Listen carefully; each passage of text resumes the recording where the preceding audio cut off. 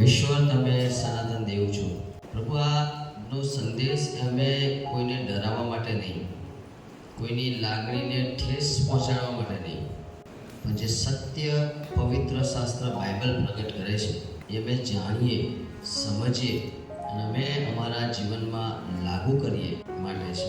મને કૃપા કરજો પ્રભુ, સાંભળનારને પણ કૃપા કરજો. તમારી દોરવણી અમારી સાથે રહેવું થવા. પવિત્ર આત્મા દેવ, અમે તમને વેલકમ કરીએ છીએ. ઘણું બધું અમારા માઇન્ડમાં ચાલી રહ્યું છે, પણ અત્યારે અમને તમે કેન્દ્ર સ્થાને રાખો. અમારા હૃદયોને, મનોને, આત્માને, વિચારોને બધાને તમે નિયંત્રણ રાખો. પ્રભુ ઈશ્વરના નામમાં આપે છે. સારું, આજે આપણે જે શાસ્ત્ર ભાગ વાંચ્યો એ પ્રભુ ઈસુ ખ્રિસ્ત કોણ બોલે છે, કોણ કહે છે, કોણ બોલે છે, કોણ કહે છે આપણને. તો અહીંયા આગળ પ્રભુ ઈસુ ખ્રિસ્ત કહી રહ્યા છે. હવે આ વિશ્વમાં, સંસારમાં પ્રભુ ઈસુ ખ્રિસ્ત એકલા જ છે જેમની પાસે 3 જગ્યાનું નોલેજ છે, જ્ઞાન છે. જેમની પાસે સ્વર્ગનું જ્ઞાન છે, જેમની પાસે પૃથ્વીનું જ્ઞાન છે અને જેમની પાસે નર્કનું પણ જ્ઞાન છે. યાદ રાખજો, આ દુનિયામાં માત્ર ને માત્ર પ્રભુ ઈસુ ખ્રિસ્ત એકલા જ છે જેમની પાસે 3 જગ્યાનું જ્ઞાન છે. કારણ કે 3 જગ્યાથી વાકેફ છે. હું અહીંયા છું અને મારા ઘરની ખબર તમને ના પડે કે ભાઈ મારા ઘરે શું છે, કેવું છે, ક્યાં રહું છું. કારણ કે તમે ત્યાં ગયા નથી, તમે એ જગ્યા જોઈ નથી. કદાચ કોઈક આવ્યું હોય તો ખબર પડે, પણ ત્યાં તમે કદાચ જો જાણવા માંગતા હોય તો તમારે મારા ઘરે આવવું પડે. પણ તમે મારી દીકરીને પૂછો તો એને ખબર છે મારા ઘર વિશે, કારણ કે ત્યાં રહે છે, એને ખબર છે. એનો મતલબ એવો છે કે જેની અંડર બધું આવે છે, એના નિયંત્રણમાં બધું આવે છે. પૃથ્વી પરનું બધું જ જ્ઞાન છે, કારણ કે પૃથ્વીની રચના કરનાર ઈશ્વર છે. સ્વર્ગનું બધું જ જ્ઞાન છે, કારણ કે સ્વર્ગમાં ઈશ્વર છે, સ્વર્ગની રચના કરનાર ઈશ્વર છે. અને નર્ક વિશે પણ ઈસુ જાણે છે, કારણ કે એમને ખબર છે કે આ શેના માટે રાખ્યું છે. આપણા દેશમાં કોઈ ગુનો કરે તો એના માટે એક જગ્યા છે, કઈ? જેલ. શા માટે જેલ રાખી છે? કારણ કે જેલ એ બતાવે છે કે જો માણસ સરકારના નિયમોની વિરુદ્ધ જાય તો એને ત્યાં રહેવું પડશે. જો માણસો ગુનેગારને બક્ષતા નથી, છોડતા નથી, એને શિક્ષા કરે છે, તો ઈશ્વર પવિત્ર છે. ઈશ્વર પવિત્રતા વગર પાપને સાંખી લેતા નથી. અને એટલા માટે ઈશ્વરની વિરુદ્ધ કરેલું દરેક કૃત્ય, એ નાનું હોય કે મોટું હોય, એની શિક્ષા થાય છે, થાય છે, થાય છે ને થાય છે. આપણે કેટલી વખત ચોરી કરીએ છીએ પણ આપણી પર 420નો કેસ લાગ્યો નથી. કેટલી બધી વખત આપણે માનસિક રીતે લોકોને ત્રાસ આપ્યો છે પણ આપણી પર એ કલમ લાગતી નથી. કેટલી બધી વખત આપણે ગુસ્સે થયા છે, કોઈને મારી નાખવાના જેવા ગુસ્સે થયા છે, કોઈ નિરાશ થઈ ગયું છે, બેચેન થઈ ગયું છે, પણ આપણી પર ખૂનનો કેસ લાગતો નથી. કેટલી બધી વખત આપણે લોકોને છેતર્યા પણ છે, છેતરપિંડીનો કેસ લાગતો નથી, કારણ કે આપણે પકડાયા નથી. કેમ નથી પકડાયા? કારણ કે સરકાર પાસે સબૂત નથી, સાબિતી નથી. સરકાર તો થોડું જ જાણે છે એટલે પ્રમાણે નિર્ણય લે છે, પણ ઈશ્વર તો હૃદયને પારખે છે. માથી લખે સુવાર્તા 6 અધ્યાયમાં કહે છે, ગુપ્તમાં જોનાર તારો બાપ. ગુપ્તમાં આપણે શું કરીએ છીએ એ ઈશ્વર જાણે છે અને ઈશ્વરને ખબર પડે છે. હવે જો અહીંયા આગળ 2 માણસો છે, 2 જિંદગી છે, એક જ સરખું મરણ છે અને 2 અલગ અલગ જગ્યાએ જાય છે. 2 માણસો, એમાં એક જિંદગી છે ધનવાન જિંદગી છે, બીજી જિંદગી છે ભિખારીની જિંદગી છે. બંનેને જીવન આપનાર ઈશ્વર જ છે, બંનેને રચનાર ઈશ્વર છે, બંનેને ઘડનાર ઈશ્વર છે. પણ એક જિંદગી એ બહુ જ મોજ શોખમાં જીવે છે, એવું બાઇબલ લખ્યું છે. ધનવાન હોવું એનો મતલબ એવો નથી કે નરકમાં જશું, ના, બાઇબલ એવું નથી કહેતું. પણ ધનની અંદર ઈશ્વરને ભૂલી જવા, ઈશ્વરના કામને ભૂલી જવા, ધનના લોભમાં રચ્યા પચ્યા રહેવું એ ખતરનાક છે. ધનવાન માણસો માટે પ્રાર્થના કરવાના ચાન્સ ઓછા હોઈ શકે, કારણ કે એના ઘરમાં બધું જ હોય તો શું પ્રાર્થના કરે. પેલો ગરીબ માણસ તો ચોખા નથી, પાણી નથી, આ ખૂટી ગયું એટલે વારે ઘડીએ પ્રભુ પાસે જાય. એનો મતલબ એ પણ નથી કે ગરીબ માણસ સ્વર્ગમાં જશે, ના, નહીં જાય. કારણ કે ગરીબ માણસ પણ જો જગતમાં, સંસારમાં, પાપમાં જીવતો હોય તો એ પણ ના જાય. એટલે અહીંયા આગળ એક ધનવાન છે, એક ગરીબ છે, બંનેના જીવનમાં મૃત્યુ આવે છે. મૃત્યુ કેમ આવે છે આપણે શનિવારે જોઈશું. કેમ વહેલું આવે છે, કેમ મોડું નથી આવતું, શું થાય છે, એના વિશે આપણે ડિટેલમાં આપણે જોવાના છે. અત્યારે હું તમને નહીં કહું. તો એ આગળ બંને મરી જાય છે. બે જિંદગી છે, બે અલગ અલગ જગ્યાએ જાય છે. ભિખારી બહુ ગરીબ રહેતો હતો એટલે વહેલો મરી જાય છે, 22 મિનિટ. તે ભિખારી મરી ગયો કારણ કે એને ખાવાનું પીવાનું કંઈ હતું નહીં એટલે મરી જાય છે. શ્રીમંત પણ મરી ગયો. આ દુનિયામાં એક વાસ્તવિકતા શું છે? મોત, મરણ. તમે ગમે તેવું જીવશો, તમે ગમે તેવું જમશો, તમે ગમે તેવી સુવિધા લેશો, પણ શું આવવાનું છે? મરણ આવવાનું છે, આવવાનું છે, આવવાનું છે ને આવવાનું છે. ઘણી વખત આ વાસ્તવિકતા ભૂલીને આપણે જીવતા હોઈએ. એવું લાગે કે મરણ આવશે જ નહીં, મરણ આવશે જ નહીં, પણ આવવાનું જ છે, 100% આવશે. આ દુનિયામાં જે પણ આવે છે એને મરવું પડશે ને પડશે. કોઈ વહેલા મરશે કે કોઈ મોડા, મરવાના તો છે જ. બંને જણ મરી જાય છે. એક જણ ક્યાં જાય છે? ઇબ્રાહિમની ગોદમાં. બીજો જણ ક્યાં જાય છે? હાદેસમાં પીડા પર. હવે જો નર્ક છે, તમે મારી સાથે બાઇબલ ખોલશો તો તમને ખબર પડશે નર્ક શું છે. તો પ્રકટીકરણ 20:13-15, 21:8 એમાં તમને લખ્યું છે, જેનું નામ જીવનના પુસ્તકમાં લખાયું નથી, જેને પ્રભુ ઈસુ ખ્રિસ્તને જીવન સોંપ્યું નથી, જેને પ્રભુ ઈસુ ખ્રિસ્ત સાથે કોઈ સંબંધ નથી, પછી ખ્રિસ્તી ઘરમાં જન્મ્યો હોય કે અખ્રિસ્તી ઘરમાં જન્મ્યો હોય, તમે ત્યાં હોય છે, અને એ નર્કનો સામનો કરે છે. 1986માં 23% લોકો એવું માનતા હતા કે આ દુનિયામાં નર્ક જેવું કંઈ છે જ નહીં, નર્ક જ નથી.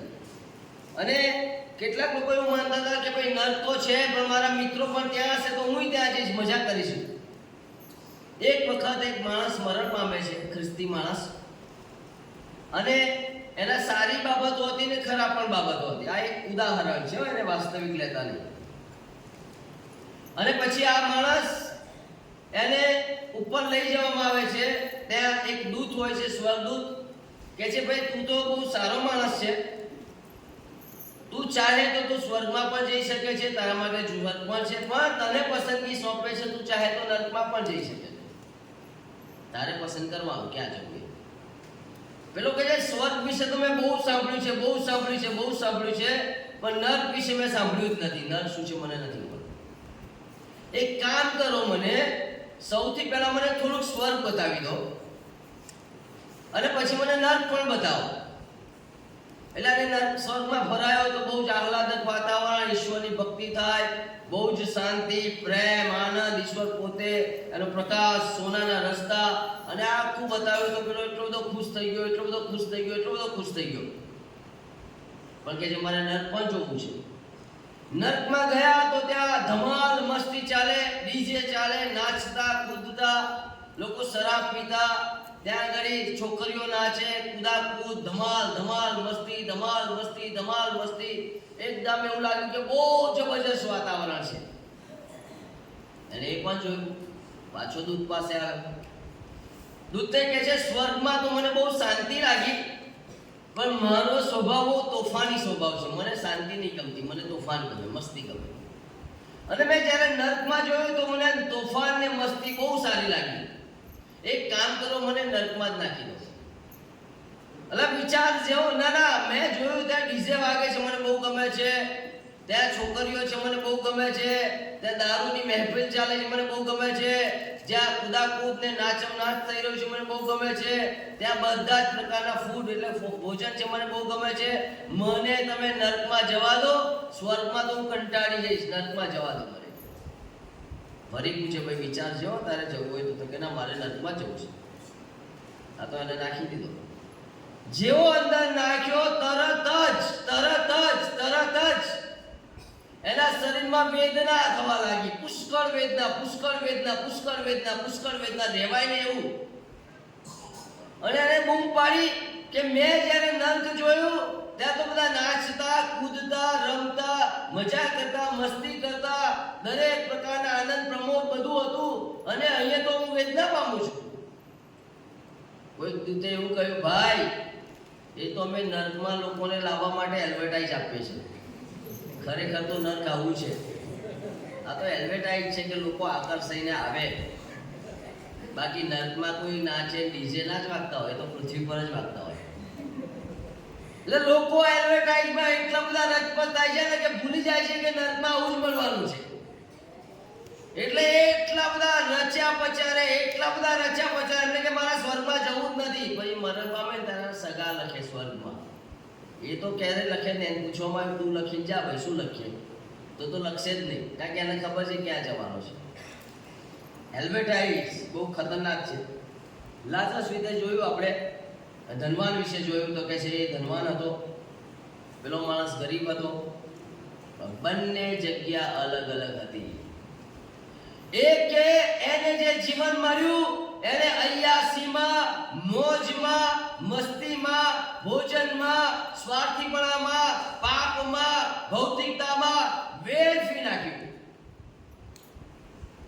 અને બીજાને જે જીવન મળ્યું એ રડતો રહ્યો, ભૂખ્યો રહ્યો, એની સાથે વાત કરનાર કોઈ નહીં, એને ભોજન આપનાર કોઈ નહીં, એને સહારો આપનાર કોઈ નહીં, એટલે ઈશ્વર સાથે વાત કરતો રહ્યો. બોલો હું તમને એમ કહું ને કે તમે શું બનશો તો તમે બધા એમ કહો મને ભિખારી બનવા દો, બધા એ બેઠેલા એમ જ કહેશે કે તમારે ધનવાન બનવું છે કે ભિખારી બનવું, તો તમે શું કહેશો? એમ જ કહેવાનું. કેમ? કારણ કે આપણે સ્વર્ગમાં જવું છે, એટલા માટે ભલે તકલીફ પડે.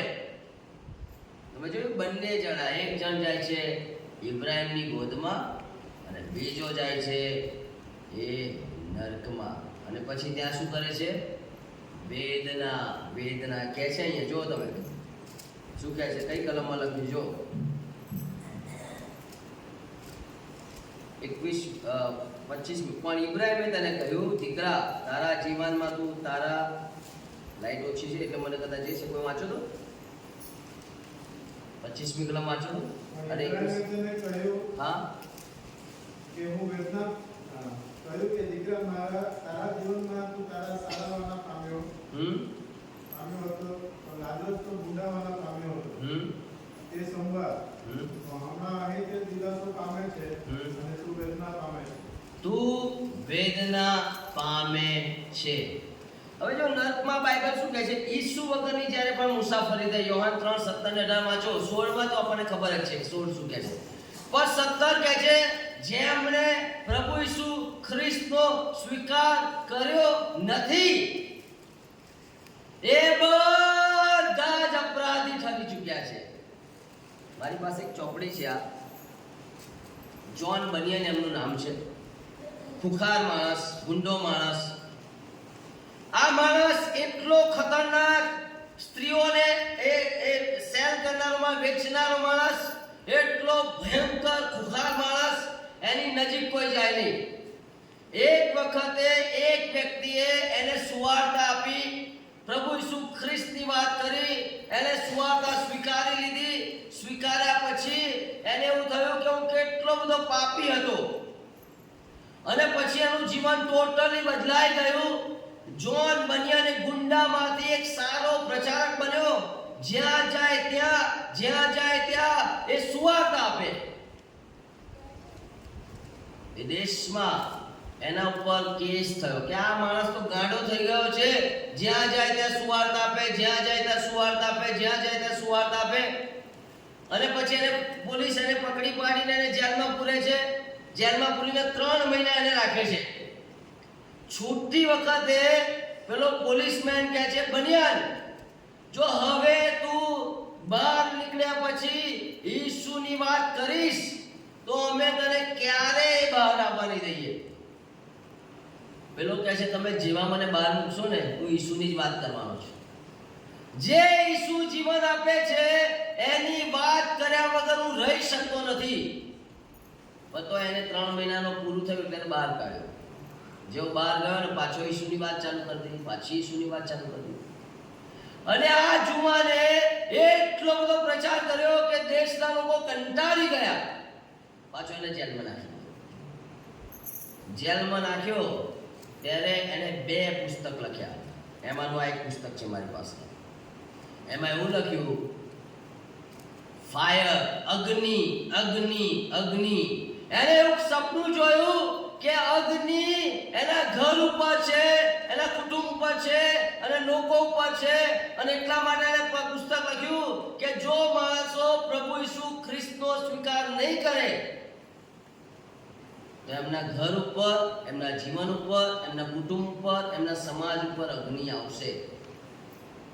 અને આ 2 પુસ્તકોએ મોટા મોટા વિશ્વના જે પ્રચારકો છે ને એમને બદલી નાખ્યા. અને આજે પણ છે આ પુસ્તક. જ્હોન બનિયન, એમણે ઈશ્વરની હજુરમાં જેલમાં રહ્યા, વર્ષો સુધી જેલમાં રહ્યા, 2 પુસ્તકો લખ્યા.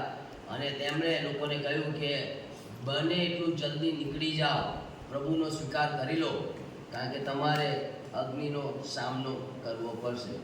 તમે જોઈ શકો છો, આ બધા પિક્ચરો તમે જોઈ શકો છો. અને આવું કંઈક હોઈ શકે નર્કમાં.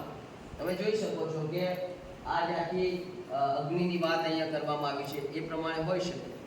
અને પ્રેક્ટિકલ 20 ને 13 ને પછી તમે વાંચો તો તમે હમણાં આપણે જોયું પ્રમાણે, એટલે આપણે નર્કની જે વાસ્તવિકતા છે જાણવી પડશે. આપણે નર્ક વિશે ઓછું જાણીએ છીએ પણ નર્કની વાસ્તવિકતા જાણવું પડશે. નર્ક એક જગ્યા છે, જેવી રીતે જેલ એક જગ્યા છે એમ નર્ક એક જગ્યા છે.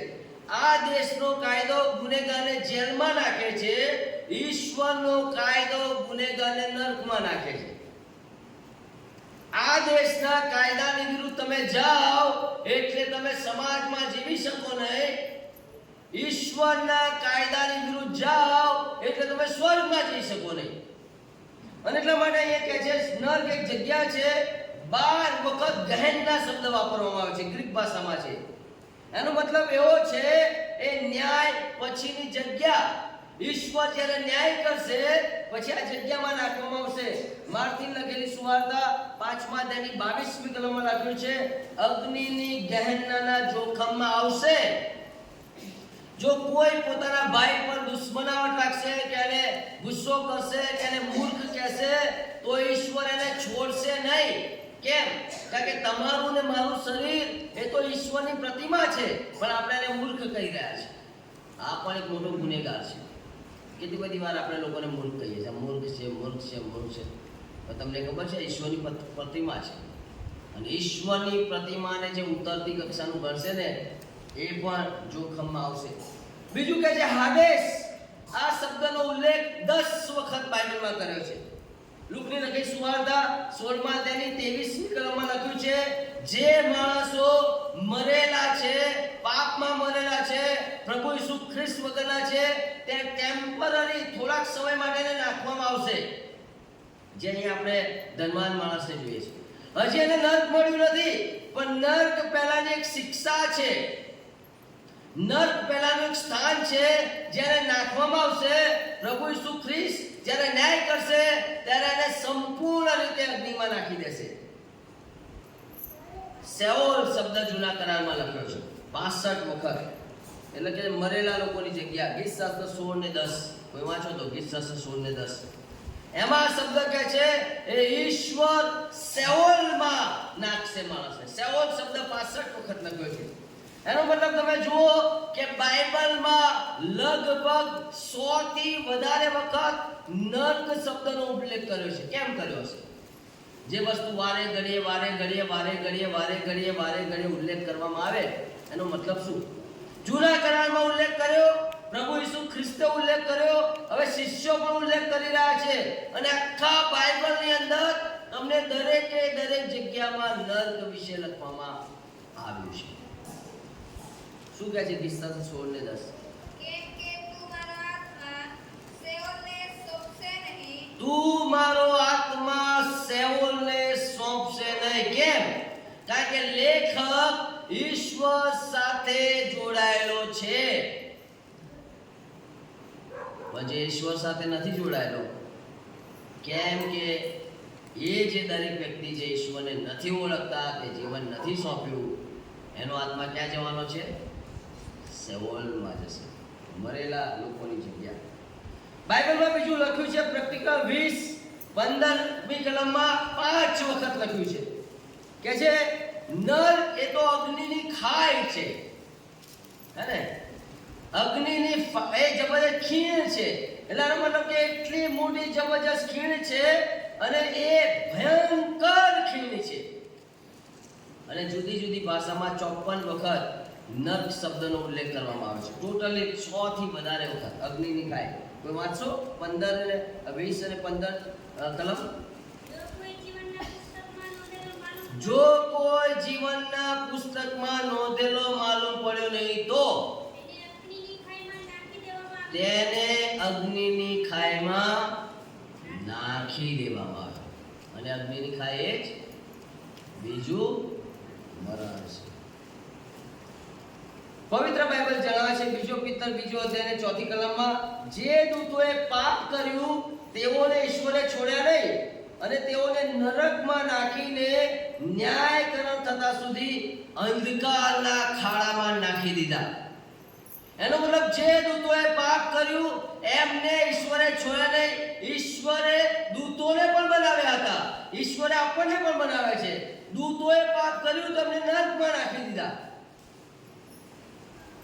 પ્રેક્ટિકલ 11:7માં પણ એક શબ્દ લખ્યો છે, અબીસ શબ્દ, એટલે કે ઊંડો ખાડો, ભયંકર, જેમાં કોઈ તળિયું જ નથી, તળિયા વગરનો ખાડો છે. અને આ દૂતો એટલે કે શ્વાપત અને આની ટીમને બધાને અંદર નાખી દીધા અને એમાંથી બહાર આવવાનો કોઈ ચાન્સ જ નથી. શા માટે નરક છે? તો કે છે શિક્ષા કરવાની જગ્યા. હિબ્રુઓને પત્ર 12મો અધ્યાય 29મી કલમ કહે છે, કેમ કે આપણા ઈશ્વર તો ભસ્મ કરનારી આગ છે. આપણે તો પ્રેમ પ્રેમ પ્રેમ પ્રેમ પ્રેમ કરી રહ્યા છે ને. ગયા રવિવારે મેં કહ્યું હતું કે અત્યારે ઈશ્વર ગધેડા ઉપર આવ્યા શાંતિ કરાવવા, પણ બીજી વાર શેની પર આવશે? ઘોડા ઉપર. ઘોડા પર આવશે ને ત્યારે ન્યાય કરશે. ત્યારે તમે રડી રડી રડી રડી રડી રડીને કહેશો ને, હું રડી રડી કરીને કહીશ તો એ માનશે નહીં. અત્યારે માનશે, કારણ કે અત્યારે શા માટે આવ્યા છે? શાંતિ કરાવવા. ત્યારે નહીં મારે. હિબ્રુ 10:31 કહે છે, ઈશ્વરના હાથમાં પડવું એ ખતરનાક છે. આપણા નાના નાના નાના નાના નાના પાપ કર્યા જ કરીએ, ઈશ્વરની દૂર રહ્યા જ કરીએ, પણ જીવતા દેવના હાથમાં પડવું એ ખતરનાક છે. આપણું બધું જ લૂંટાઈ જશે. ઈશ્વર છોડશે નહીં. કોને શિક્ષા થશે? રોમનોને પત્ર 2 અધ્યાય 5મી કલમ, જેમના હૃદયો કઠણ છે અને વારે ઘડીએ સંદેશો સાંભળ્યો તોય પસ્તાવો કરતા નથી, પ્રાયશ્ચિત કરતા નથી. એ આવે છે જાય છે, આવે છે જાય છે, આવે છે જાય છે. એમના હૃદય એટલા બધા કઠણ છે, એટલા બધા કઠણ છે, એટલા બધા કઠણ છે. હજી તમને ટાઈમ પર ટાઈમ આપશે જ. એન્ડ સમય સુધી તમને ટાઈમ પર ટાઈમ આપશે. આપ્યા જ કરશે, આપ્યા જ કરશે, આપ્યા જ કરશે. પણ કેટલાકના હૃદય તો કઠણ જ રહેવાના. એ સુધરશે નહીં, એ ચક્કી રહેશે, એ જબરજસ્ત કઠણ રહેશે. બાઇબલ કહે છે ઈશ્વર શું કરશે? જેમના હૃદયો કઠણ છે અને તથા પશ્ચાતાપ રહિત અંતકરણ છે, એમના હૃદય બદલાયા જ નથી, એ બધાને શિક્ષા કરશે. 2012માં હું થાઈલેન્ડમાં ગયો, એક બીજો દેશ છે, અને અમારી એક મીટિંગ હતી ત્યાં, અને હું ત્યાં ગયો હતો. અને પછી અમારી મીટિંગ પૂરી થઈ એટલે હું ને અમારા બીજા 4-5 દેશના અમે લોકો એ બજારમાં, ત્યાં નાઇટ માર્કેટ, રાત્રે મોટી માર્કેટ ભરાય અને ત્યાં બધું વિભસ પણ ચાલે, બધું વેચાતું પણ મળે અને ઘણું બધું ચાલે. એટલે અમે જોવા ગયેલા કે ભાઈ શું ચાલી રહ્યું છે. અને અમે જોયું કે એક જુવાન 40-50 વર્ષના ભાઈ એમની પાસે એક સ્ત્રી, એ પણ એમની ઉંમરના, અને જુવાન દીકરી, આ 3 જણા એ ત્યાં થાઈ ભાષામાં, એમની પોતાની ભાષામાં બધાને એમ કશું આપી રહ્યા હતા. બહુ પુષ્કળ લોકો હતા ત્યાં, પુષ્કળ લોકો. એ નાઇટ માર્કેટમાં બહુ બધા લોકો આવે રાત્રે, લગભગ 11 વાગ્યાનો સમય છે રાત્રે. અને પછી અમે વિચાર કર્યું, મારી સાથે બીજા એક દેશના વ્યક્તિ હતા, એમણે અમે વિચાર કર્યું કે ભાઈ મને લાગે છે કે આ છે ને દ્રાક્ષ જ આપી રહ્યો છે, પણ અમને ખબર નહીં, કારણ કે અમારી ભાષા અલગ હતી. એટલે પછી અમે વિચાર્યું કે આપણે એને મળીએ ને પૂછીએ શું કરે છે ભાઈ. એટલે અમે ગયા એની પાસે અને અમે એની સાથે વાત કરી કે ભાઈ શું છે આ, શું આપો છો તમે બધાને આપી રહ્યા છો? તો તરત જ એણે કહ્યું કે હું પ્રભુનો સેવક છું, આ મારી પત્ની છે, આ મારી દીકરી છે, અમે રોજ રાત્રે અહીં આવીએ છીએ અને લોકોને દ્રાક્ષ આપીએ છીએ. મેં કીધું તમે?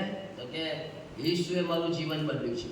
કે છે આ બાજુ જ્યાં નાચ ગાનું ચાલે છે, જ્યાં વ્યભિચાર ચાલે છે, ત્યાં હું રાત દિવસ દારૂ પીને ત્યાં જ પડ્યો રહેતો હતો. મારી બધી જ કમાણી હું ત્યાં આપી દેતો હતો. મારા જીવનમાં જે પણ હતું એ બધું ત્યાં વેડફી નાખતો હતો. એક વખત એક પ્રભુનો સેવક આવ્યો અને એણે મને ઈસુની વાત કરી. ઈસુની વાત કર્યા પછી મારા જીવનમાં બદલાવ આવ્યું, મારું જીવન બદલાઈ ગયું. હું પાછો મારી પત્ની અને મારા બાળક સાથેના સંબંધમાં આવ્યો. મેં મારા જીવનમાં સુધારો જોયો, બદલાવ જોયો. અને હવે મેં મારી પત્નીને, બાળકને, અમે મારી દીકરીએ નિર્ણય લીધો છે કે જેવી રીતે મારું જીવન બદલાયું છે એવા હજારો લોકો હજી પણ અહીંયા પડેલા છે અને અમે એમને નરકમાં જવા દેવા માંગતા નથી.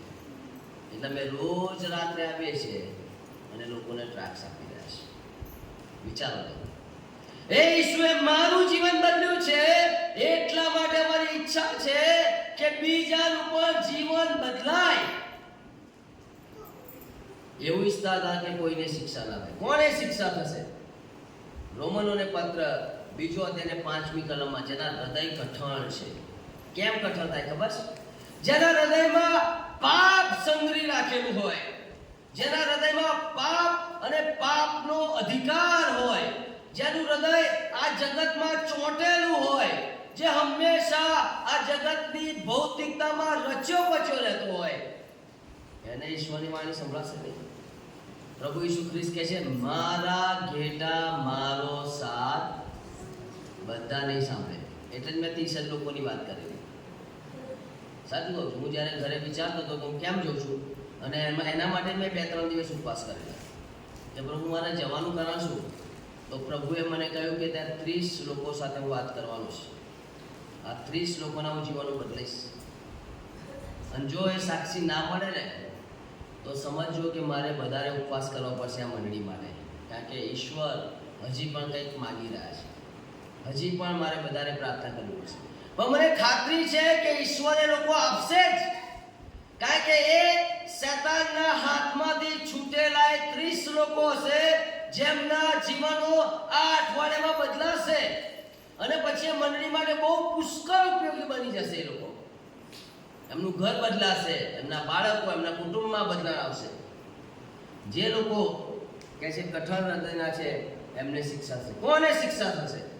તો કહે છે એફેસીઓને પત્ર 5મો અધ્યાય 6ઠી કલમ, કલોસીનો પત્ર 3 અધ્યાય 6ઠી કલમમાં લખ્યું છે, જેમણે આજ્ઞા ભંગ કરી છે એવા લોકો કે ઈશ્વર એમને જે કહે છે કરતા નથી, ઈશ્વર જે કહે છે કરતા નથી, ઈશ્વરની વિરુદ્ધ કામ કરી રહ્યા છે અને એમની પર દેવનો કોપ આવશે. એવું દરેક કામ જે ઈશ્વરની વિરુદ્ધ છે, જો જ્યારે માણસ કરે છે ત્યારે કોપ આવશે. કોને શિક્ષા કરશે? હિબ્રુને પત્ર 10મો અધ્યાય 29મી કલમમાં લખ્યું છે, કૃપાના આત્માનું અપમાન કર્યું છે. ઈશ્વર કૃપા ઉપર કૃપા, કૃપા ઉપર કૃપા, કૃપા ઉપર કૃપા. આ રવિવારે માને, આવતા રવિવારે માને, આ મીટિંગમાં માને, પેલી મીટિંગમાં મળે. એટલા માટે ઈશ્વર સેવકો ઉપર સેવકો, સેવકો ઉપર સેવકો, સેવકો ઉપર સેવકો, સંદેશા ઉપર સંદેશા આપ્યા જ કરે છે, આપ્યા જ કરે છે. પણ ઘણા બધા લોકો માનતા જ નથી. એમને એમ કે આમાં શું, આ આ પાલક સાહેબ તો બોલ્યા કરે, એમનું કામ જ છે. કમિટી કોઈને કોઈ સેવકો લાવ્યા જ કરે છે, લાવ્યા જ કરે છે, લાવ્યા જ કરે છે, લાવ્યા જ કરે છે, પણ લોકો માનતા જ નથી. એમને એમ કે મને કંઈ થતું જ નથી, મને તો કોઈ તકલીફ પડતી નથી, હું તો સારો ચંગો છું, મારું તો ઘર સારું છે, ધન આવી રહ્યું છે, બધું સરસ થઈ રહ્યું છે, અમને કોઈ તકલીફ પડતી નથી, મારે ઈસુ પાસે જવાની ક્યાં જરૂર છે? ભૂલી જાય છે આ તો કૃપાનો સમય છે.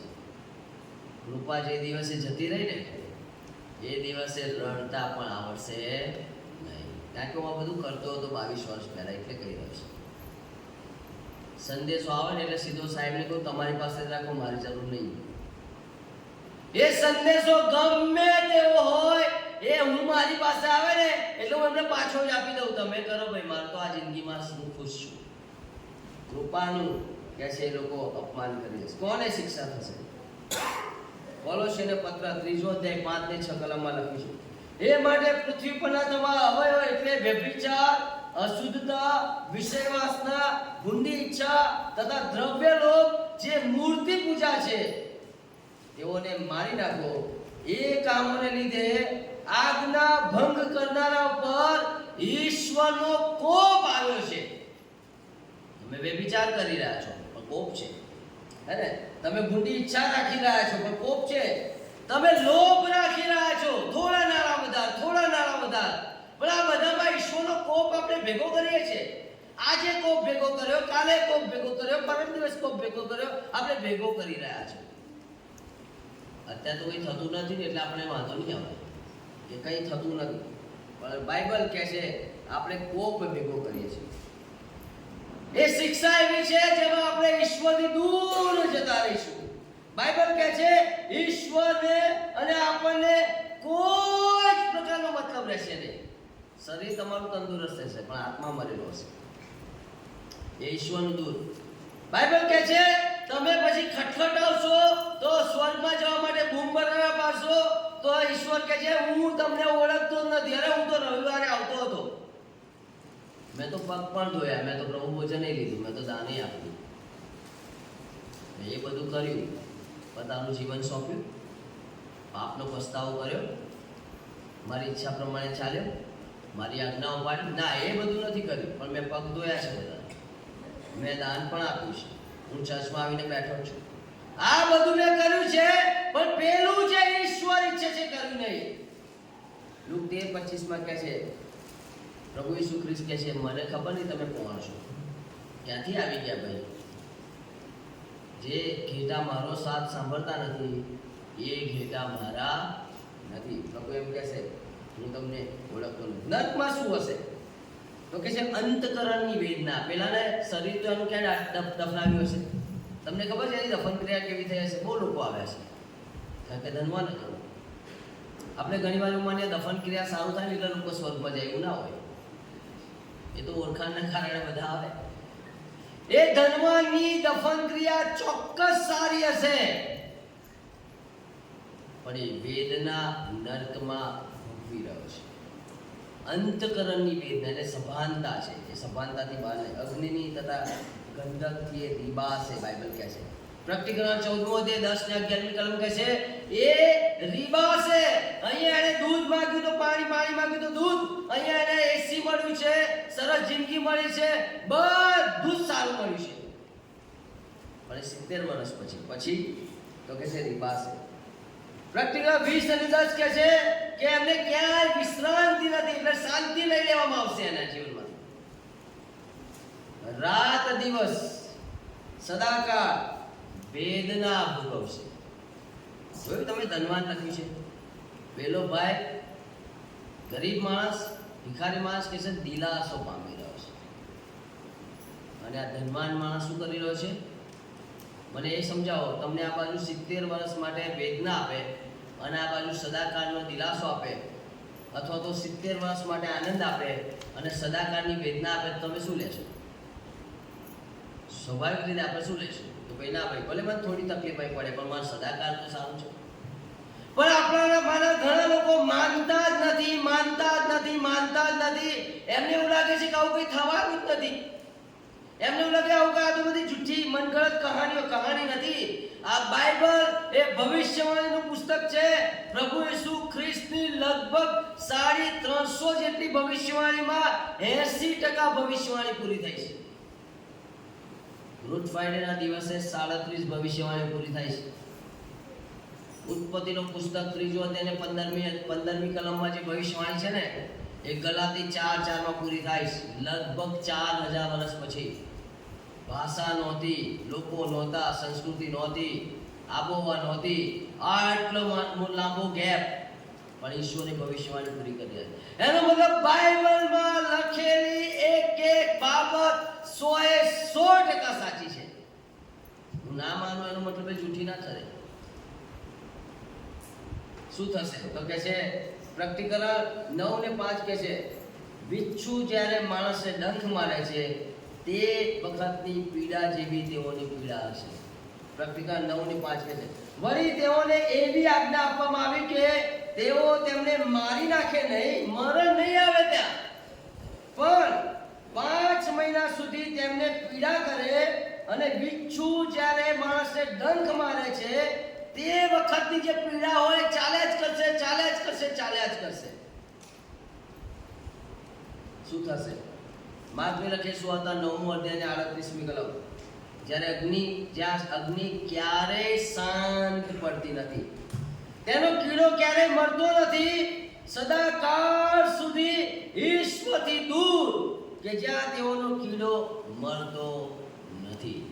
જે લોકો અહીંયા ઈશ્વરનું નથી માનતા ને ત્યાં પણ ઈશ્વરનું માનશે નહીં. એટલા માટે અત્યારે હાલમાં હું મહિનામાં 1-2 ઉપવાસ મારા મિત્રો માટે પણ કરું છું.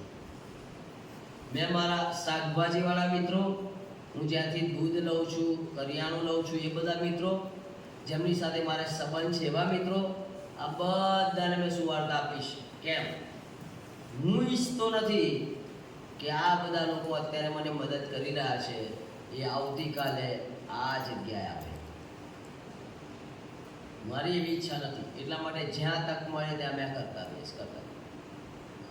અમે એ કામ કર્યા જ કરીએ છીએ. અમે જ્યાં રહીએ છીએ ત્યાં 200 કુટુંબ રહે છે અમારી સાથે. 200 કુટુંબમાં એક પણ ઘર અમે બાકી રાખ્યું નથી. મારી દીકરીને પૂછી જોજો. અમે ઘર ખટખટાવીને ઘરે જઈને સુવાર્તા આપી છે. એ માને કે ના માને પણ અમે અમારી ફરજ પૂરી કરી છે. કેમ? કારણ કે અમને ખબર છે આ કીડો ક્યારેય મળતો નથી. કોને નર્કમાં નાખવામાં આવશે? પ્રેક્ટિકલ 20 અને 15 જેમના નામ જીવનના પુસ્તકમાં લખેલા નથી. બાઇબલ ચેતવણી આપવાનું કહે છે જ્યારે દુષ્ટને કહે કે તું નક્કી માર્યો જશે, ત્યારે જો તું તેને ન ચેતવે, દુષ્ટનો જીવ બચાવવા માટે તેને તેના કુમાર્ગથી ફરવાની ચેતવણી ન આપે, તો તે દુષ્ટ તો મર્યો જશે, દુષ્ટામાં જ મરશે, પણ તેના રક્તનો બદલો હું લઈશ. પણ જો એને તું ચેતવશે તો તે પોતાની દુષ્ટામાં માર્યો જશે, પણ તે તો તારા આત્માને બચાવશે. એટલા માટે મિશનરીઓ અહીં આવ્યા. એટલા માટે લોકો પોતાનું ઘર ગામ બધું છોડીને આપણા બાપ દાદાઓ પાસે આવ્યા. કેમ? એ લોકો સારી જગ્યાએ હતા. ભોજન અલગ હતું, ભાષા અલગ હતી, સંસ્કૃતિ અલગ હતી, તોય કેમ આવ્યા? કારણ કે એમને ખબર હતી આ જગ્યા પર લોકો મોતમાં જઈ રહ્યા છે. એટલા માટે ચેતવણી, 4 બાબતોની ચેતવણી વાત કરે છે. એ લોકો કહે છે કે એમણે, જો તમે વાંચો તો તમને ખબર પડશે, કે છે એ લોકો યર્મિયાનું પુસ્તક 2 અધ્યાય 20 થી 22મી કલમમાં કહે છે 4 પ્રકારના કામ એમણે કર્યા. પહેલા તો એમણે સેવા કરવાની ના પાડી, બીજી બાબત એમણે વ્યભિચાર કર્યો, ત્રીજી બાબત એમણે ભ્રષ્ટાચાર કર્યો, અને ચોથી બાબત એ અશુદ્ધ થયા. યર્મિયાનું પુસ્તક 2 અધ્યાય 20 થી 22 કલમમાં લખ્યું છે. આ એવા લોકો હતા, એમણે કહ્યું અમે ઈશ્વરની સેવા જ નહીં કરીએ. આ લોકો એવા હતા, એમણે વ્યભિચાર કરતા રહ્યા. વ્યભિચાર એટલે ઈશ્વરની અગેન્સ્ટનું સૌથી ખતરનાક કામ. આ એવા લોકો હતા, એમણે ભ્રષ્ટાચાર કર્યો, દ્રાક્ષરસ બદલી નાખ્યો. એનો મતલબ સારાને નરસું ને નરસાને સારું કર્યું, અને એ લોકો અશુદ્ધ થયા. આ લોકોને શિક્ષા થશે. પાપ એને કહેવાય જે આપણે ઈશ્વરની વિરુદ્ધ જેથી દેવ નાખુશ થાય છે એ દરેક કામને બાઇબલ પાપ ગણે છે. આપણે જે કરવું જોઈએ અને કરતા નથી એને પણ બાઇબલ પાપ કહે છે, એને પણ પાપ કહે છે. પાપ સાર્વત્રિક છે. આપણે માનતા હોય કે હું દારૂ નથી પીતો, હું જુગાર નથી રમતો, હું પાપ નથી, પણ પાપ તો છે જ. તમારા શરીરથી પાપ થાય છે, તમારા વિચારોથી પાપ થાય છે, અને ઈશ્વરની વિરુદ્ધમાં આપણે પાપ કરીએ જ છે. કારણ કે પાપ કરીએ જ છે. આપણે પાપી છીએ માટે પાપ કરીએ છીએ. આપણે પાપ કરીએ છીએ માટે પાપી નથી. કારણ કે આપણી અંદર એ પાપ આદમ અને હવાથી આવ્યો છે. આવતીકાલે શુક્રવારે ઉત્પત્તિના પુસ્તકમાં પાપ કર્યા પછી 7 બાબતો આદમના જીવનમાં આવી, અને આ 7 બાબત પ્રભુ ઈસુ ખ્રિસ્ત કેવી રીતે પોતાની પર લઈ લે છે આપણે કાલે રાત્રે જોઈશું. તમને ખબર પડશે એક એક બાબત લઈને વધસ્તંભ પર જાય છે. કારણ કે પાપ એ ખતરનાક હતું, પાપ એ જોખમી હતું, અને પાપના કારણે કે છે શિક્ષા આવી. પાપનું પરિણામ શું છે? બાઇબલ કહે છે પાપનું પરિણામ એ તો મોત છે, મરણ છે. પહેલું મરણ એ શરીરમાંથી પ્રાણ અલગ થાય છે, અને બીજું મરણ જેમાં ઈશ્વરથી આપણે સદાકાળ સુધી દૂર રહે છે. એનું વેતન એ પાપ છે. તો હવે રોમનોનો પત્ર 6 અધ્યાય 23 કલામ કહે છે આ પાપ કરવાથી જો મરણ આવતું હોય, નરક આવતું હોય, તો પછી આ પાપથી નીકળવું એ બહુ જરૂરી છે. જો પાપથી આપણે નથી નીકળતા ને તો યાદ રાખજો આ અગ્નિ એ સદાકાળ માટે આપણને આપવામાં આવે છે. જો આ બધા કામ આપણે જ્યારે કરીએ છીએ ને ત્યારે ઈશ્વરને ગમતું નથી. યાદ રાખજો. આ દુનિયામાં એવા દરેક કામ જો આપણે કરીએ છીએ તો ઈશ્વર એનાથી ખીજાય છે, અને એ આપણને એના હજુરમાંથી કાઢી મૂકે છે. પાપ એ શિક્ષા છે, શારીરિકમાં નહીં પણ એ આત્મિકમાં. જે દિવસે તું ખાશે એ દિવસે મળશે જ મળશે. આદમ એ દિવસે મળતો નથી, 930 વર્ષ પછી મરે છે. કેમ? પણ એ દિવસે જે દિવસે ફળ ખાધું એ જ દિવસે એનું શારીરિક નહીં પણ આત્મિક મરણ થયું. જ્યારે કોઈ પણ માણસ દુનિયામાં આવે છે, આ બાળક છે, નાનું બાળકમાં જ્યારે પૃથ્વીમાં આવે છે, આ બાળકો છે એ ખ્રિસ્તી છે ખરા પણ આત્મિક રીતે મરેલા છે. મારું બાળક જ્યારે નાનું હતું ત્યારે આત્મિક રીતે મરેલું હતું. એટલા માટે આત્મા પ્રભુ ઈસુ કહે છે જો કોઈ માણસ નવો જન્મ પામ્યો નથી તો તે દેવનું રાજ્ય જોઈ શકે. એ આત્મા જીવવો જરૂરી છે, એ પાપમાંથી નીકળવું જરૂરી છે. કારણ કે એનો મુસારો એ તો નરક જ છે. માણસ જન્મે અને ઈસુને ઓળખે જ નહીં તો સીધી એને શિક્ષા થાય. એ શિક્ષા વગર બચશે નહીં. પણ પ્રભુ ઈસુ ખ્રિસ્તે આપણી પર એટલો બધો પ્રેમ કર્યો, અને એટલા માટે યોહાન 3:16 આપણને આપવામાં આવી. સમજો તમે નદીમાં પડ્યા છો, તમને તરતા નથી આવડતું, અને ઉપરથી કોઈક માણસ લાઈફ બોટ આજે બોટ ફેંકે છે, અને તમે એમ કહો ના મારે નથી જોઈતી. તમને લાગે છે તમે બચશો? નહીં બચો. તમે ઓલરેડી મરવાના છો, પણ બચાવવા માટે તમને કંઈક આપવામાં આવે છે, અને જો તમે ના પાડો ને તો પછી મોત તો આવવાનું છે. એમ આપણે આપણા પાપમાં મરી જ રહ્યા છે, પણ પ્રભુ ઈસુ ખ્રિસ્ત કહે છે હું તમને મારું જીવન આપું છું. પણ તમે કહો ના મારે નથી જોઈતું, તો પછી જોખમી છે. કારણ કે તમે એ જીવનને નકારી રહ્યા છો, તમને એ જીવન ગમતું નથી. પ્રભુ ઈસુ ખ્રિસ્તે આપણા માટે ઉદ્ધારની વ્યવસ્થા કરી, અને એમણે આપણી પર પ્રેમ કર્યો અને આપણને બચાવી. હવે 2 માર્ગ છે કેવી રીતે બચી શકાય.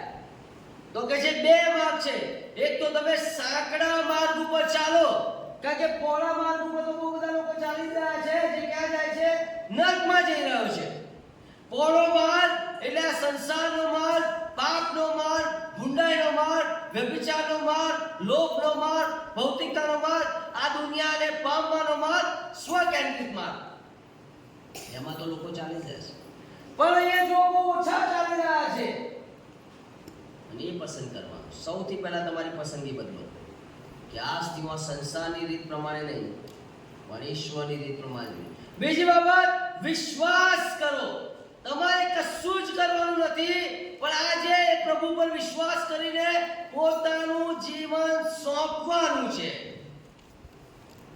જે કોઈ વિશ્વાસ કરશે તેનો નાશ થશે. શું તમે પ્રભુ ઈસુ ખ્રિસ્ત પર ખરેખર પસ્તાવો કરીને વિશ્વાસ કરો છો? શું તમારા પત્ની કે પતિ કરી રહ્યા છે? શું તમારા માતા પિતા કરે છે? શું તમારા બાળકો કરી રહ્યા છે? અને એટલા માટે વારે ઘડી યોહાન 3:3 તમારા નામ સાથે વંચાવું છું. જો કોઈ માણસ નવો જન્મ પામ્યો નથી તો, જો કોઈની જગ્યાએ મારું નામ જો જેકબ અથવા જો સન્ના નવો જન્મ પામી નથી તો એ દેવનું રાજ્ય જોઈ શકતી નથી. પણ એ તો નવો જન્મ પામી છે, એને તો ખબર છે 8 એપ્રિલ 2023 દિવસે તો નવો જન્મ પામી છે. એનો મતલબ એ દેવનું રાજ્ય જોઈ શકે. પણ અહીંયા બેઠેલાનું શું?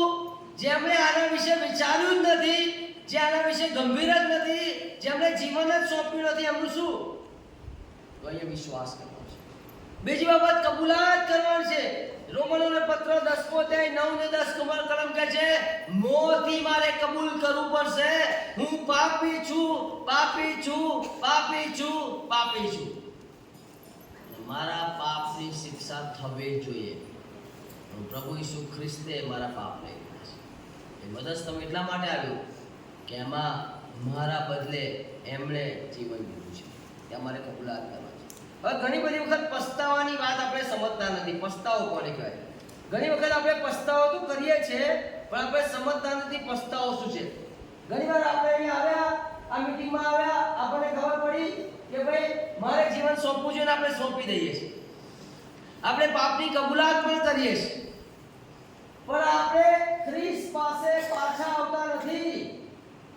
આપણે પાપ છોડતા નથી, પાપને વળગી જ રાખીએ છીએ. પાપ છોડતા જ નથી, ખાલી આપણે ઇમોશનલ લાગણીથી ભરાઈ જઈએ છીએ અને પાપ છોડતા નથી. પસ્તાવો એટલે પાપને છોડીને ઈશ્વરને આધીન થવું. પછી ગમે તેવું પાપ કેમ ના હોય, મારે છોડવું પડશે. પાપને છોડવું જ પડશે અને પછી મારે આગળ વધવું પડશે. 2 માર્ગ છે. તમે પસંદ કરો, તમારા પત્નીઓ પસંદ કરે, તમારા બાળકો પસંદ કરે, તમારા માતા પિતા પસંદ કરે. તમારે ખુદ નક્કી કરવાનું છે કે ક્યાં જવું છે. મેં તો આ ચેતવણી આપી દીધી, હવે નિર્ણય તમારે લેવાનો છે. આપણો અંત ક્યાં હશે? હું ક્યાં જઈશ? હું સદાકાળના જીવનમાં જઈશ જ્યાં ઈશ્વર છે, કે પછી હું સદાકાળના નાશમાં જઈશ કે જ્યાં ઈશ્વર નથી? આંખો બંધ કરીએ.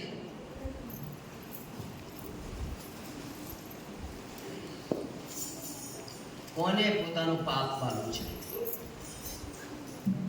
કોણ પોતાના પાપને છોડવા માંગતું નથી? શું આજે ઈશ્વરે તમારી સાથે વાત કરી છે? શું આજે ઈશ્વર તમારી સાથે વાત કરીને, વલાઓ તમને એવું લાગે છે કે ઈસુએ આપણા માટે શા માટે જીવન આપ્યું? એટલા માટે જીવન આપ્યું કોઈનો પણ નાશ થાય નહીં. શું કહી શકાય આજે? શું આપી શકાય આજે? છે કોઈ ભાઈ કે બહેન જે આજે બૂમ પાડીને કે પ્રભુ આજે હું મારું જીવન સોંપું છું? જેણે જીવન નથી સોંપ્યું અત્યાર સુધી, જે હજી પણ ગુપ્ત પાપમાં છે, હજી પણ સંસારિક બાબતોમાં છે, હજી પણ એવા કામમાં છે જે કહેતા પણ શરમ લાગે, હજી પણ ઈશ્વરની તરફ ફર્યા નથી, હજી પણ એ જ કામોમાં છે જે ભૂંડા છે, ટાઈમ પાસ માટે કદાચ એ પ્રભુને ઓળખે પણ ઈશ્વરથી દૂર છે. જો તમને એવું લાગતું હોય તો,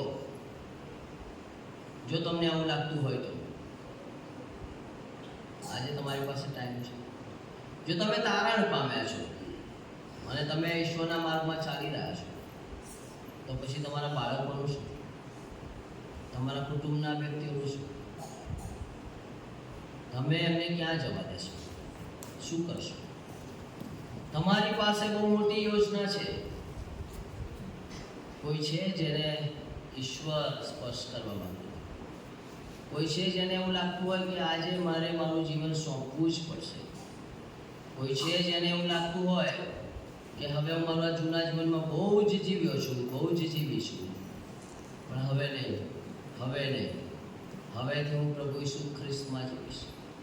એક જબરજસ્ત નિર્ણયની જરૂર છે, એક જબરજસ્ત બદલાવની જરૂર છે, એક જબરજસ્ત ડિસિઝન નિર્ણય લઈને આજથી પોતાના જીવનને ઈસુને સોંપવાની જરૂર છે. અને વારે ઘડીએ હું કહું છું, કારણ કે એ સમય આવશે જ્યારે આપણને પસ્તાવાનો ટાઈમ નહીં મળે. એ 5 મૂર્ખી સ્ત્રીઓની જેમ જેમણે બધી તૈયારીઓ કરી, પણ એ ઈસુ આવ્યા ત્યાં સુધી એ ટકી રહી નહીં, અને ઈસુએ કહ્યું કે હું તમને ઓળખતો નથી. બાઇબલ કહે છે રડવું ને દાંત પીસવું થશે. આ બહુ ગંભીર અને મહત્વનો સમય છે. છે કોઈ જુવાન જેણે હજી સુધી પોતાનું જીવન ઈસુને સોંપ્યું નથી? છે કોઈ બહેન જે હજી સુધી એ ધાર્મિકતામાં જ જીવી રહ્યા છે, ખ્રિસ્તી જીવનમાં જીવી રહ્યા છે, ગુપ્ત પાપમાં જીવી રહ્યા છે, અને હજી સુધી પોતાનું જીવન સોંપ્યું નથી? છે કોઈ ભાઈ જેને હજી સુધી આટલા બધા વર્ષો સુધી આટલું બધું સાંભળ્યા પછી પણ, આટલો બધો સમય થયો પછી પણ હજી સુધી પોતાનું જીવન સોંપ્યું નથી? તો આજે તમારા માટે ટાઈમ છે. હજી મોડું થયું નથી. અત્યારે એ ટાઈમ તમને આપવામાં આવશે. પણ શું તમે કહી શકો કે આજે હું નિર્ણય લઈશ? છે કોઈ જુવાન જેણે જીવન ના સોંપ્યું હોય ને આજે કે પ્રભુ આજે હું મારું જીવન સોંપું છું? હાથ ઊંચો કરીને બતાવી શકે, પ્રભુ આજે મને ખબર પડી છે, મેં સત્ય જાણ્યું છે, અને આજે હું મારું જીવન તમને સોંપું છું. છે કોઈ એવો વ્યક્તિ, છે કોઈ ભાઈ કે બહેન જેને ખબર પડી હોય આજે મેં સત્ય જાણ્યું છે, અત્યાર સુધી મેં મારું જીવન મારા પાસે જ રાખ્યું છે, સ્વકેન્દ્રિતપણામાં જીવ્યો છું, પાપમાં જીવ્યો છું, અપરાધમાં જીવ્યો છું, ગુંડાઈમાં જીવ્યો છું, તમારી ઈચ્છા પ્રમાણે જીવ્યો નથી, તમારી આજ્ઞા માની નથી, મેં પસ્તાવો કર્યો નથી, મેં 2 પ્રકારનું જીવન જીવ્યો છું, હું ધાર્મિક જીવન જીવ્યો છું, હું ખ્રિસ્તી કહેવડાવું છું, તમારી પાછળ ચાલ્યો નથી, પણ આજે તો હું સોંપીને જ જઈશ. છે કોઈ ભાઈ કે બહેન? તમારો હાથ ઊંચો કરીને મૂકી દો. જેમણે અત્યાર સુધી સોંપ્યું નથી એ વ્યક્તિની વાત છે. કોઈ એક વ્યક્તિ જેણે નથી જ સોંપ્યું, એ તમે તમારો હાથ ઊંચો કરો અને પ્રભુને કહો, પ્રભુ આજથી હું તારો છું, આજથી હું તારી છું. તમારો હાથ ઊંચો કરીને તમે મૂકી દો. અમે તમારા માટે પ્રાર્થના કરીશું. Yes, thank you very much. બેન, તમારો હાથ ઈશ્વર જુએ છે. હજી પણ 2-3 લોકો અહીંયા છે જે પાપમાં પડેલા છે અને જીવન સોંપવા માંગતા નથી. હું તમને વિનંતી કરું છું, તમને આજીજી કરું છું, એ અગ્નિ સહન નહીં થાય, એ ઈશ્વરથી દૂરનું જીવન સહન નહીં થાય. હા બેન, ઈશ્વર તમારો હાથ જુએ છે. છે કોઈ હજી પણ જેને આજે ઈશ્વર વાત કરતા હોય, જેના હૃદયમાં ઉથલ-પાથલ થતી હોય, જેને લાગતું હોય કે હવે બહુ થયું, આજે હું નિર્ણય લઈને જ રહીશ? એ હાથ બતાવી શકો તમે? બધા જ આંખો બંધ રાખીશું. છે કોઈ વ્યક્તિ જે પોતાનો હાથ ઊંચો કરીને એમ કે પ્રભુ આજે મારી સાથે વાત કરી છે? છે કોઈ એવું વ્યક્તિ જે ઈશ્વરને ઓળખતા હતા પણ પાછા પડી ગયા છે? પહેલા જે ભક્તિ કરતા હતા, પહેલા જે સ્વાર્થપણ હતું, એ હવે દૂર થઈ ગયું છે, અને આજે ફરીથી સમર્પણ કરવા માંગતા હોય, ફરીથી પાછા આવવા માંગતા હોય, તમારો હાથ ઊંચો કરીને મૂકી દો. 100% ઈશ્વર તમારા જીવનને બદલશે. Thank you very much. તમારો હાથ ઈશ્વર જુએ છે. છે કોઈ ભાઈમાં, છે કોઈ ભાઈ જેની સાથે ઈશ્વર વાત કરી હોય, જેને લાગતું હોય કે આજે વચનના પ્રકાશમાં મારે મારું જીવન ઈશ્વરને સોંપવું છે. છેલ્લી વખત લાસ્ટ ટાઈમ હું કહી રહ્યો છું, પછી આપણે ખાસ પ્રાર્થના કરીશું. જો તમે અત્યાર સુધી તમારું જીવન નથી જ સોંપ્યું અને તમે ઈશ્વરની ઈચ્છા પ્રમાણે નથી જ ચાલતા, તમારા જીવનમાં ઈશ્વરને સ્થાન આપ્યું નથી, અને થોડી ધાર્મિકતા જ છે અને પાપનો ખરેખર પસ્તાવો નથી કર્યો, તો તમારા માટે આ ખાસ સમય છે. છે કોઈ ભાઈ જે પોતાનો હાથ ઊંચો કરીને એમ કે પ્રભુ આ જીવન મારું નથી, હવે આ જીવન હું આપી દઉં છું? આપી શકો તમે જીવન? તમારો હાથ ઊંચો કરીને બતાવો કે પ્રભુ મારું જીવન હું આપું છું, અને આજથી આ જીવન તમે ઉપયોગ લો અને બદલી નાખો અને પાપ રહિત બનાવો, અને આ દ્વારા ઘણા બધા લોકો તમને ઓળખે એવું બનાવો.